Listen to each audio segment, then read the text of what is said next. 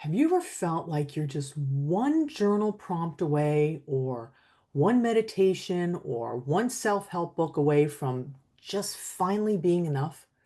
Like, like you're this never-ending project, always in progress, always doing more, trying to be better, but you're never quite done. You never quite get there.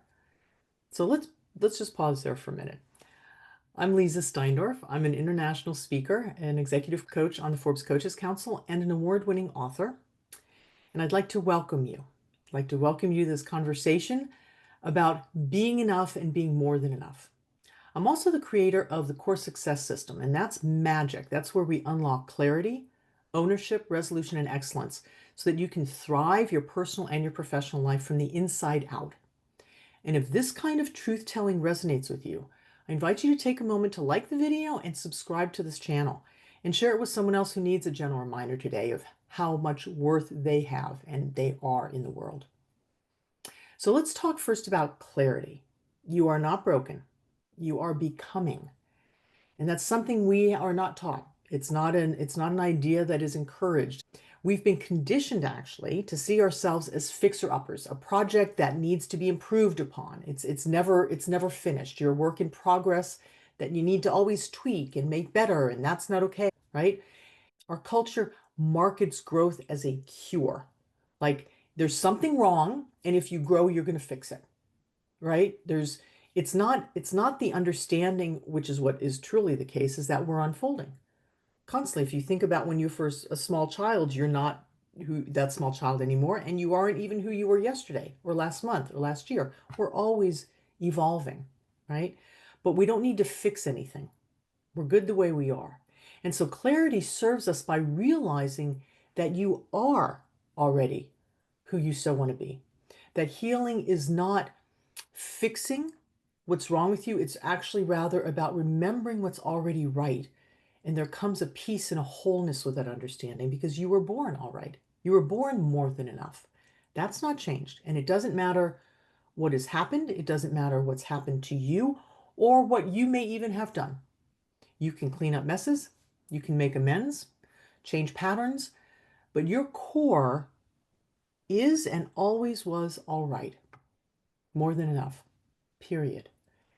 And so it's even, I'll be honest, it's one reason I have an issue with the word transformation, because folks have come to believe that that means you have to become someone other than who you already are, and then you'll be okay. And that's simply not so, because you already are that person who you so want to be.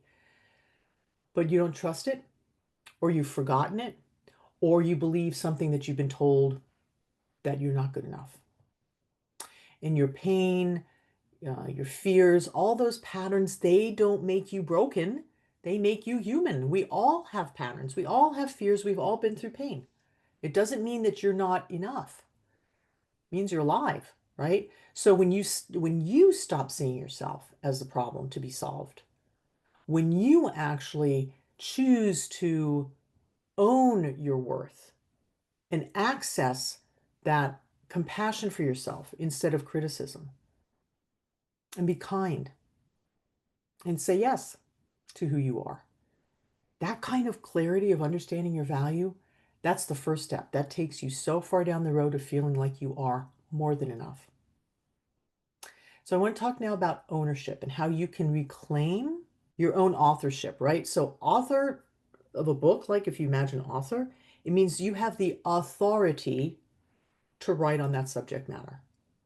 You also get to be the author of your own life, right? Not the editor, the person who comes in afterwards and fixes things, but you're the writer of it. So let me ask you a question. How often do you second guess yourself? Like your choices, the words you use, or even the things that you want, your desires? Is it weekly, or maybe daily, or maybe hourly? And maybe it's different if you're at work or you're in a private situation or out in a social situation. So that inner editor, it's always scanning for mistakes, right? Um, I used to have a very dear friend who was a pilot. And when I would sit in the cockpit with him, there's a radar screen in the center console. And it's always sweeping. It's like this needle that goes back and forth and it's scanning for obstacles, right? And that's what our inner editor is doing. It's always looking for the mistakes. What have I done wrong? How could I do that better? Who's going to judge me for this? Right? But when you're grounded in yourself, when you can own your own value, you don't have to scan for problems, right? You can look inside, you can have that clarity of, yeah, that could have been a little bit different, and maybe next time I'll do that also differently. But you don't have to judge yourself and you don't have to feel that you're less than because of those things. And you get to choose that stance, right? So, what if you did choose to be the author of your narrative instead of the editor? How would that be? And ownership then means embracing that you have that pen in your hand and you are writing the story as it is. And you have total permission, right? I don't know if you've ever written and you smeared the ink or you smeared the pencil. It doesn't really work well, even on the computer, right? You can lean on it and you get the wrong keys or whatever. You can be messy when you're editing or when you're authoring your own life. It's not linear and it's gloriously unfinished because you're still evolving, and that's wonderful. So you are not on some conveyor belt of becoming better, right? You're here to become more of you, actually to become all of you. That's really the ownership. So let's talk about resolution and how you can let go of shame that keeps you stuck, right? So guilt is often an uncomfortable feeling about things that we've done and we wish we would have done them differently or wish we hadn't done them. Shame is this unbelievably uncomfortable feeling that there's something wrong with who we are, not what we've done, but there's something wrong with who we are. And so that's a quiet kind of suffering. And it comes from feeling like you have to improve yourself out of self-loathing. Like I have to keep working so I'll finally come out of this hole of really so disliking myself and being hard on myself. And that voice inside says, once I fix this, then I'll be worthy, right? And it never ends because then you fix that, but then, well, then you got to do this, and then I'll be enough. And it just keeps on going, right? Because you're never going to arrive at that place. And whatever it is you've told yourself that you think you need to fix, it's only an opinion. And you can change things, absolutely. You don't have to keep doing something that maybe is not joyful for you or maybe is injurious to other people. But that doesn't mean that you're not okay. It means you're human, right? So when you chase healing from that place of shame that there's something wrong with you, innately wrong with you, it really only reinforces the belief that you're not okay as you are. It's literally denying that how you are right now is okay, that you are good, that you're better than enough, just as you are right now. I invite you to just try that on. Even if you think about it and it feels a little uncomfortable, try it on. That you are good and more than enough right as you are, with all of it. So resolution begins when you can say, I'm worthy now, even in my chaos, even when I don't have it all together. It's not resignation. It doesn't mean you stop doing things you love or trying new things out or changing things, but it liberates you from that sense of you're not okay. So let's talk about excellence now. And the way that I like to define it is it's coming from and owning the highest and the best in yourself. This is wholeness as success, right? Ultimately, we have confused the idea of excellence with perfection. It is not that, right? True excellence is really your presence, it's your whole self. And it's kind of interesting because if you don't believe you're good enough, you're never going to bring your full self, which means you never really gift yourself in the world with your excellence because you don't even believe it's there. But when you know your value, when you give yourself the opportunity to own it, see it and own it, and you bring all of that to the table, even with the bumps and the bungles, that's when you have the opportunity to really be excellent. That is what is excellence is showing up. Excellence is showing up 100%, right? It's self-honoring. It's the courage to say, this is me. It's not a draft. It's not only a version of me. It's me, all of me. And if you think about it, some of the most beloved video clips from the Olympics, right? We're talking about people that have achieved the highest of what most people would call excellence.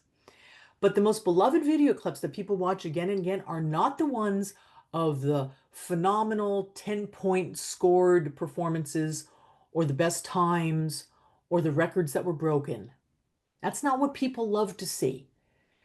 The clips that people love to see are the ones where folks tripped, but they kept going. Or where someone gave up their title in order to share it with someone else. Or where people showed their excellence through humanity and not through their perfection. Right? That's what people want to see because it makes us feel whole to come to the world that way. So you don't need to be shinier or smarter or calmer or more enlightened or anything else to be that valuable. You simply are that already. Just try that on. See how that feels. And when we actually stop trying to fix ourselves, when you no longer see yourself as that fixer-upper, that you're no longer a project, then you get to be yourself. Be yourself. And that's really where your power lies. So I invite you to remember that you're not a fixer-upper. You are not a DIY project. There is no before and after. There's just now.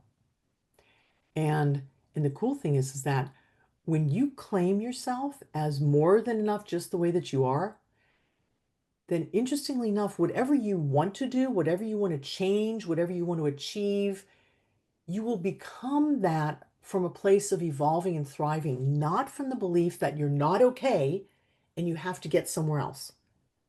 You're not coming from a belief of lack or less than. You're coming from a knowing of more than enough and goodness. You are a human being, you are deserving of grace, and you are evolving naturally and beautifully. So give yourself permission to pause. Pause the fixing and start witnessing the truly incredible person that you really are.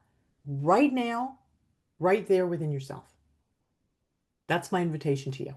So if this message hit home, then go ahead and like the video and subscribe for more clarity-based insights, and share this with someone else who also needs a little reminder that fixing is not necessary. They just need to be.